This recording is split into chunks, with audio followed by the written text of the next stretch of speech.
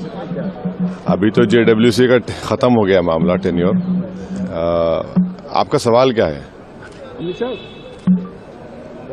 आपने कहा कि JPC का जो रिपोर्ट है उसके अनुसार वक्त पर कंट्रोल होगा, लेकिन हम 1 इंच जमीन नहीं देंगे, चाहे दरगाह हो या मस्जिद। देखिए, जो फाइनल रिपोर्ट दी गई है और जो बीजेपी के एमपीज ने जो अमेंडमेंट्स दिए, जो उनकी न्यूमेरिकल स्ट्रेंथ के ऊपर उन्होंने उसको पास करवा लिया, और अपोजिशन ने जो अमेंडमेंट्स दिए उसको हम लोग पास नहीं करवा सके क्योंकि हमारे पास स्ट्रेंथ नहीं थी।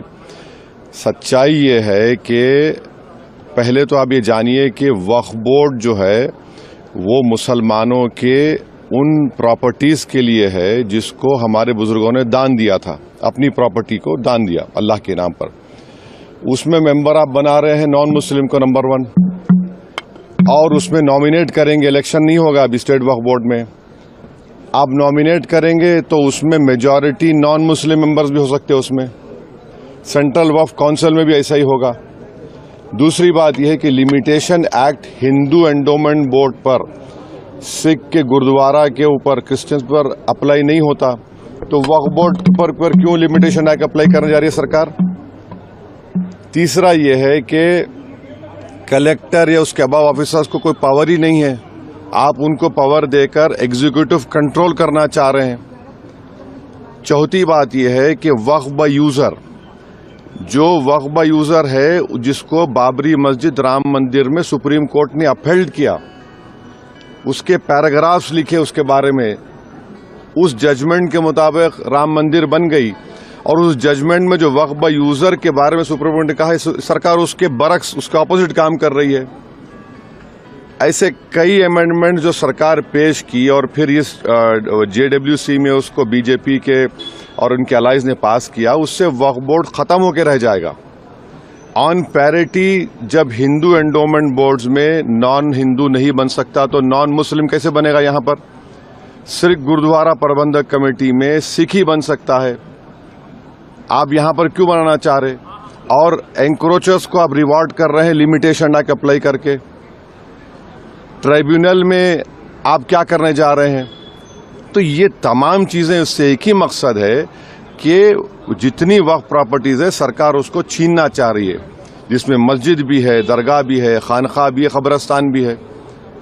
अब ये एक अमेंडमेंट जो इन्होंने अपनी स्ट्रेंथ पर पास करवा लिया, इस फाइनल रिपोर्ट में आप देखिए क्या कहते हैं, वक्फ बाय यूजर में अगर वो डिस्प्यूटेड प्रॉपर्टी होगी या गवर्नमेंट प्रॉपर्टी होगी तो वक्फ बाय यूजर नहीं होगा। मैं आपको एक एग्जांपल दे रहा हूं, सच्चर कमेटी जाकर पढ़िए, जिसमें सच्चर कमेटी ने कहा कि दिल्ली में 123 ऐसे प्रॉपर्टीज है जो सरकार के कब्जे में है। ने कहा वक्फ प्रॉपर्टी है सरकार के कब्जे में, उसकी 2008 में लागत 3000 करोड़ बताई गई।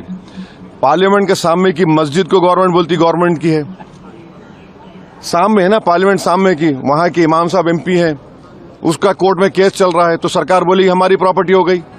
कैसे होगा बताइए आप? ये ऐसे कई एग्जांपल्स दे रहे हैं। आप इवैक्यू प्रॉपर्टी खत्म कर रहे हैं, इवैक्यू प्रॉपर्टी अलग है, इवैक्यू बाय वक्फ अलग है। पंजाब में हजारों एकड़ इवैक्यू प्रॉपर्टी जिससे रेवेन्यू आता है उसको खत्म कर रहे हैं आप, तो उससे फायदा किसको हो रहा है? सिर्फ नफरत की बुनियाद पर मुसलमानों की प्रॉपर्टीज को वक्फ की प्रॉपर्टीज छीनने के लिए। और एक बात समझिए, ये वक्फ की जो प्रॉपर्टीज है वो हमारे लिए एक वर्शिप है। नमाज हम पढ़ते हैं मगर ये भी हमारा एक वर्शिप है, उसको हमको उससे महरूम करना चाह रहे, ये हम इस कह रहे हैं। तो इनका मंशा और मकसद तो वो एक ही है ना, वक्फ प्रॉपर्टीज बचाना नहीं है, छीनना है। सर वो कह रहे हैं कि मुसलमानों को भड़का रहे हैं और आप जगदम्बिका पाल जी ने कहा है कि जो चर्चा हुई उसमें आपने हिस्सा लिया, सभी लोगों ने हिस्सा लिया। तो क्या चर्चा? अरे चर्चा, इतना गलत काम जगदम्बिका पाल ने किया चेयरमैन, वो उनमें इतना पार्लियामेंट्री उनको रूल्स मालूम होना चाहिए। अगर मेरी रिपोर्ट दी गई थी उसके 9 पेजेस को और मुख्तलिफ 8 से 10 पैराग्राफ्स को उन्होंने ब्लैक कर दिया। और रूल पोजीशन ये है, हमने स्पीकर साहब लेटर भी लिखा, अगर आप किसी मेंबर के डाइसेंट रिपोर्ट को अगर आप उसको इंक्लूड नहीं कर रहे तो आप इन्फॉर्म करना चाहिए, मुझे बताना चाहिए। अब मिसाल के तौर पर ड्राफ्ट रिपोर्ट में पढ़िए, आप लिखा गया कि वो रेकमेंड कर रहे हैं रिपोर्ट में कि ट्राइबल लैंड को वक्फ डिक्लेयर करना नहीं चाहिए। लीगली एक मुसलमान ट्राइबल हो सकता है, और इस पार्लियामेंट में 10 मर्तबा के एमपी एक मुस्लिम ट्राइबल थे, सईद साहब लक्षद्वीप के। आप उनसे कहेंगे वक्फ मत करो, इसका असर क्या होगा लक्षद्वीप में?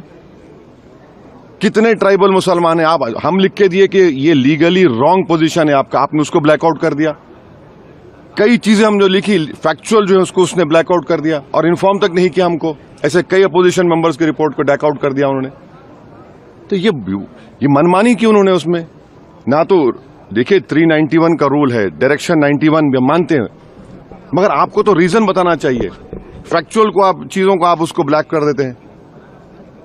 आपका डिसेंट नोट कितना पेज का था?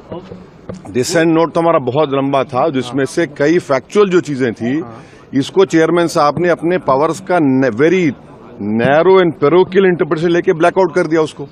फिर हम लेटर लिखे स्पीकर साहब को, अपील किए उनको डायरेक्शन 91(2) में कि सर इसको आप इंक्लूड करिए, इसमें देखिए आप सच्चाई है इसमें पूरा, इसमें कोई गलती नहीं है। अब स्पीकर साहब के पास है वो।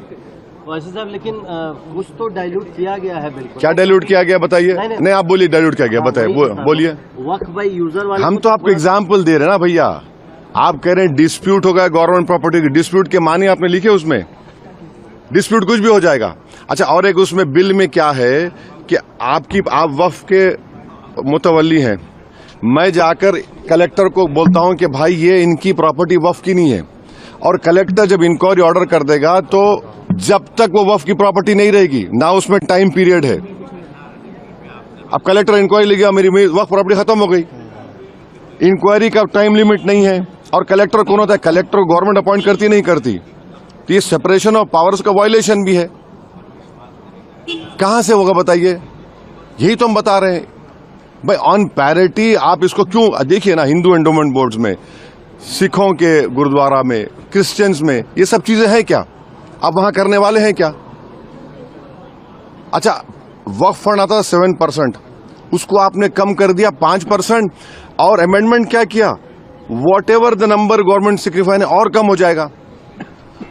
अब कैसे चलेगा वक्फ बोर्ड? फिर इसके बाद भी अगर ये सरकार तो बिल लाने का प्लान करिए, अगर बिल आएगा तो फिर आप लोग क्या करेंगे? बिल आएगा तो हम जो करना है करेंगे, क्या बात है। सर पाल साहब कह रहे हैं और जो एनडीए के अलाइज हैं उनको सोचना चाहिए, हमेशा पॉलिटिकल एनिमो नहीं होता ना। सर आप मुसलमानों को भड़का रहे हैं, ये जगदम्बिका पाल कह रहे हैं, क्योंकि आप मेंबर थे जेपीसी के। आपने डिसेंट जेपीसी नहीं है, वो ज्वाइंट वर्किंग कमेटी है, उनको इतना तक नहीं मालूम।